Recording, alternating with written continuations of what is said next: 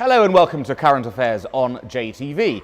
Joining me today are Colonel Richard Kemp, former commander of British forces in Afghanistan, and Tal Ofer, who's a Labour Party member and a member of the Board of Deputies Executive Committee. Gentlemen, thank you for joining me today.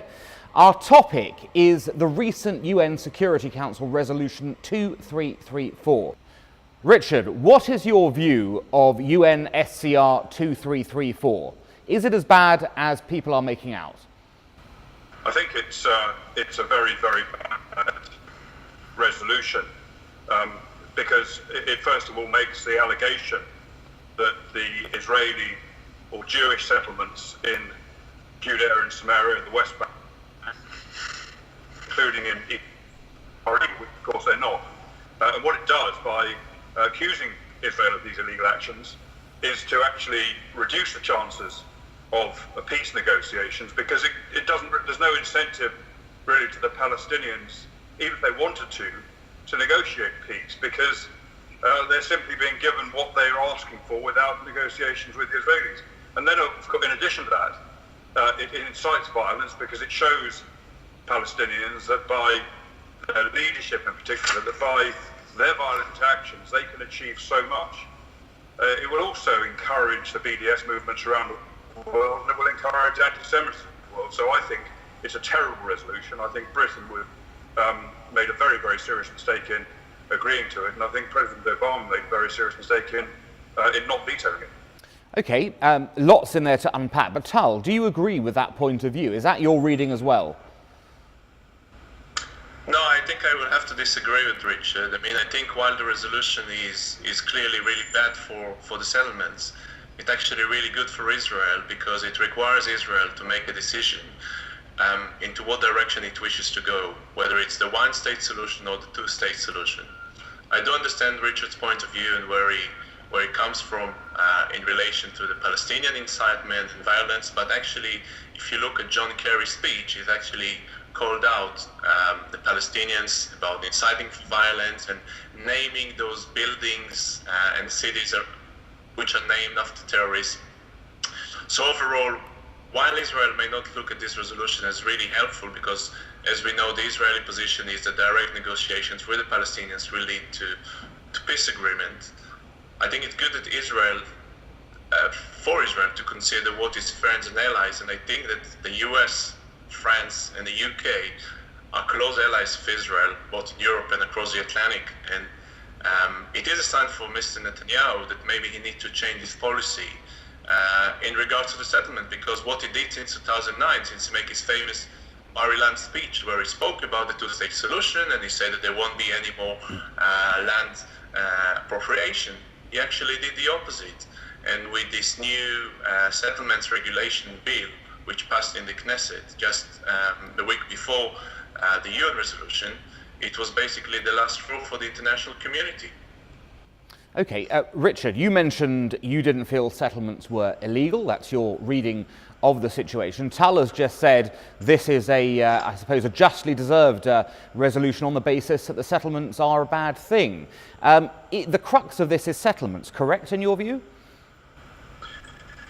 Well, that was really what the main thrust of the resolution was about, but that's not really the end of it. I mean, the reality is that the settlements are not illegal. There's no possible reason to say they're illegal apart from political reasons. There's no legal justification for it. Obviously there are differences in view of that, but although the British Foreign Office and the British Prime Minister have said that they're illegal, they know they're not, and they don't really believe they are. They think by saying that they're illegal, they will simply be applying pressure to Israel, which of course is the whole resolution, to apply pressure to Israel. But pressure to what? But hang on, Richard. Pressure to what end? Pressure to what end? Does not want. That the Palestinians do not wish to negotiate with Israel because they do not want to do the one thing that Israel really will require them to do, which is to accept the existence of the Jewish state. Okay, but let's go back to that point you made about pressure. Pressure to what end? What is the British government, you feel, trying to pressure Israel into doing? Well, I think ultimately the British government and the American government at present, but this won't continue when President Trump takes office, are trying to pressure Israel effectively into completely pulling out of the West Bank and East Jerusalem, and to their sovereignty over regions, which of course includes the most holy sites in the religion of Judaism. And I've got here a coin. This coin is a silver coin that was minted almost 2,000 years ago in Jerusalem by Jews. And this, I hasten to add, it's not a real one, it's a replica of that coin, unfortunately. But that's what they want. They want to pull out of there. And of course, getting Israel to pull out of the West Bank, no matter what pressure is applied by the international community, is not going to happen, because Israel knows very well that if they withdraw their security forces from the West Bank, they've seen the consequences of pulling out of Gaza, they've seen the consequences of pulling back from southern Lebanon, they've seen the consequences of pulling out of Sinai. I'm not saying they shouldn't have done those things, but they've seen the consequences of it. And to pull out of the West Bank and allow an Islamic state, and I don't mean an Islamic state as a Palestinian state, but an Islamic state, a terrorist state, which it would become, undoubtedly would become, would be a fatal error for Israel. Okay, Tal, a lot in Richard what he said, but let's start with one point. I mean, surely part of the problem with the resolution, or the issue with the resolution, is, I know you're saying it's going to force Israel to choose, but Richard's right, isn't it? The resolution essentially says that lands of the Bible, lands from 2,000 years ago, coins minted in Jerusalem, those places are now considered settlements. Is that your reading of this, your view? Well, my view is that the American view hasn't changed, from previous administrations. And actually, the Obama administration has been the least hostile to the Israeli government. I mean, if you look at the amount of resolution passed by, with support of the Nixon administration and both George Bush presidents and Ronald Reagan, you get to some double-digit resolution passed by the UN. So I don't see anything different from the American point of view. What Israel really lost with this resolution is a lot of the consensus that it had along the major settlement blocks, because there was no argument around this, because these are in any future peace agreements will be protected. If you look at the Clinton parameters from 2000, they would be protected. The main issue is from the continuous construction of illegal outposts and the retroactive acts of trying to legalize it under the law.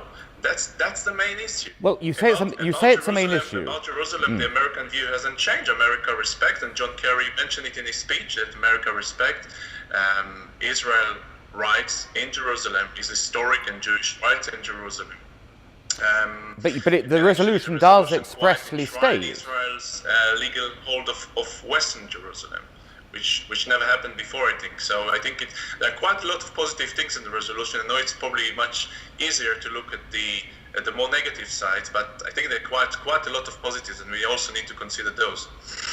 Okay, but if we look, well, one of the positives clearly from what you're saying is that Israel will now make a choice, in your view, between a one-state solution and a two-state solution. But isn't Richard, what he said is essentially correct, that if there is an Israeli withdrawal right now from the West Bank, it would be replaced by a Palestinian state that would quickly become subsumed by radical Islam. Isn't that the case?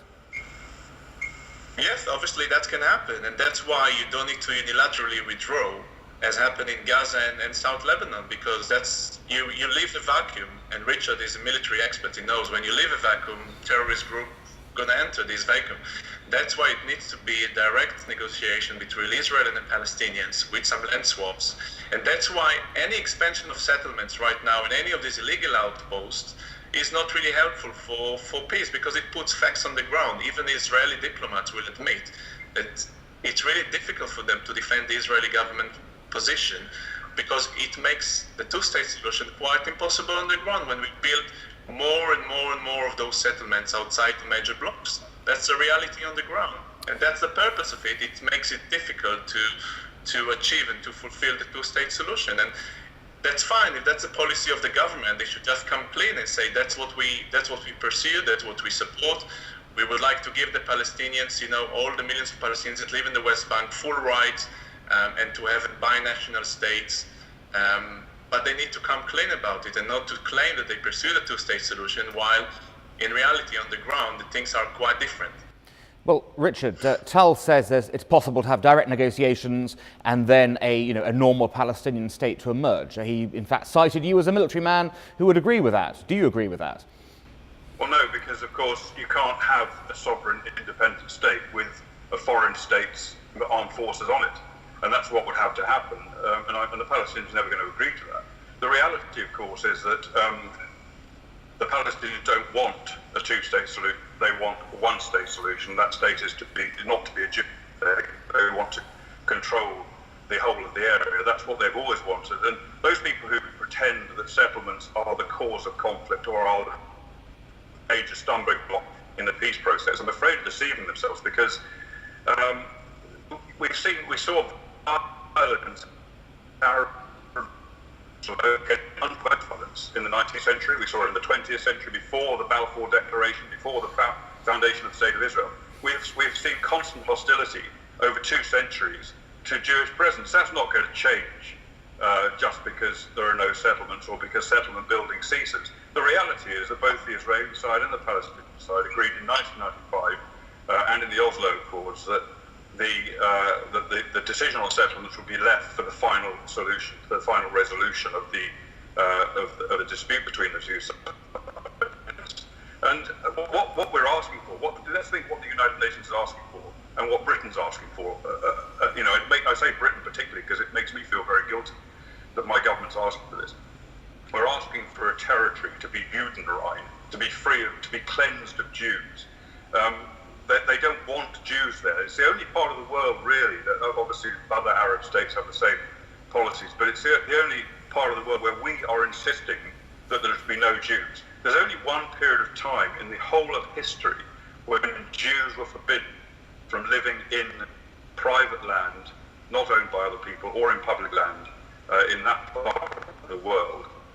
And that was when the Jordanians occupied that territory from 1948 to 1967. It was made a capital offence, an offence that the Palestinian authorities maintained, to sell land to Jews. Now, we want that to come back into being again. It's immoral, it's wrong, and in my view, it's illegal.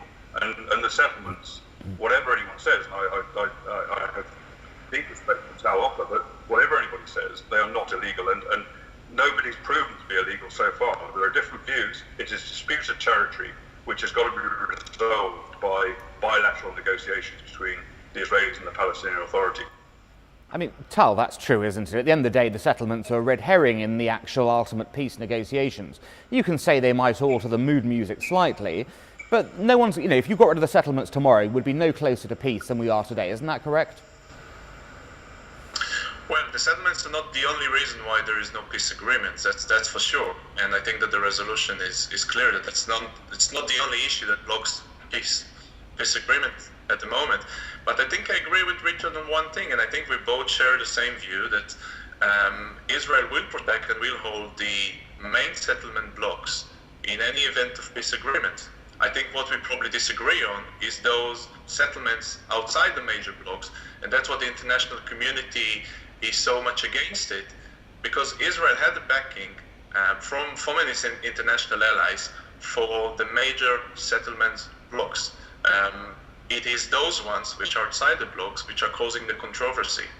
And that's why, if they cease construction in those areas, it can at least give hope. It can be a building measure for potentially restarting and resuming the negotiations with the Palestinians. But as long as you keep putting those facts on the ground, as I said before, it makes it really, really difficult and hard to achieve it. Well, Richard, where do we go from here? Well, I think that the only service the international community can do to this situation is to apply pressure, not to Israel, because Israel has shown willingness to negotiate.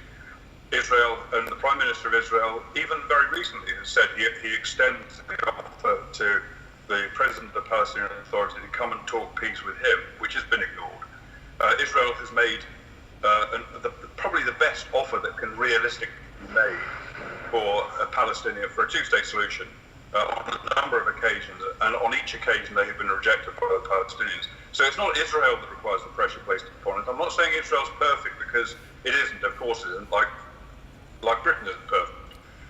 But Israel has actually made many concessions. They froze settlement buildings during the last phase of negotiations, and that was ignored by the Palestinians.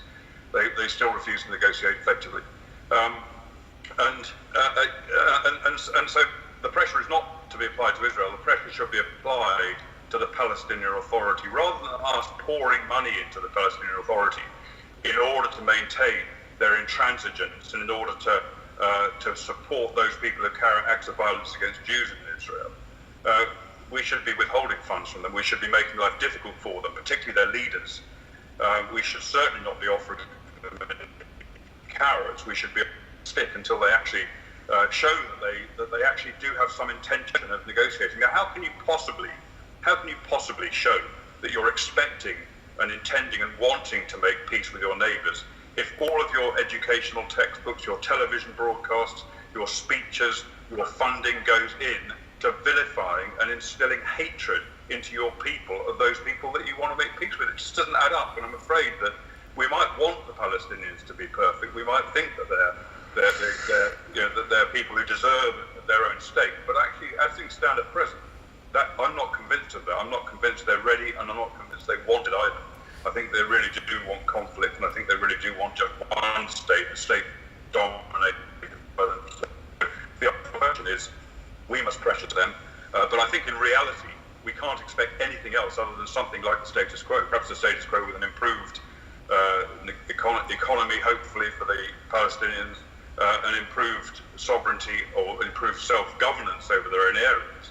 But the status quo as it is today, I see no prospect while the Palestinians maintain their intransigence of any kind of a two-state solution. A quick final thought from you, Tal.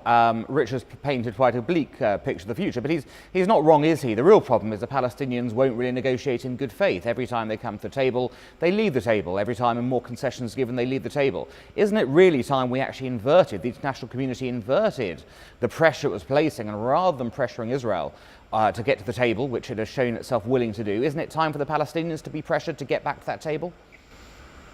Absolutely, the international community have to pressure Palestinians, and obviously the resolution wasn't as balanced as it should have been towards the Palestinians. And I agree with Richard about the incitement, and I think that our government here stopped funding recently to the Palestinian Authority because of those very same issues that Richard mentioned. I think as the time goes by, the prospect for a two-state solution diminish and disappear. And that's why it's really, really important, and that's what the resolution is about, is try to give it maybe one last chance before the reality on the ground changes, because we hear voices within the Israeli government from Naftali Bennett, the leader of the Jewish Home, who is calling to annex some of these areas and to go towards the one-state solution. And we know that Prime Minister Netanyahu is embroiled in several investigations now, and it doesn't really look good at the moment. So we need willingness on both sides, and if the international community can pressure the Palestinians back to the negotiating table and be a bit more balanced, then I think it will be good for both sides. And I think we all in the end want to achieve peace. And I think that recently the poll in Israel showed that more than 60% last week showed that they are supporting the two-state solution. So I think we still have to be optimistic and still hopeful that we can get back to the negotiating table to get the two sides and to hopefully negotiate an agreement. Great. Gentlemen, thank you. That's all we've got time for. Thank you both for joining us, and thank you for joining us at home. We'll see you again soon for another episode of Current Affairs on JTV.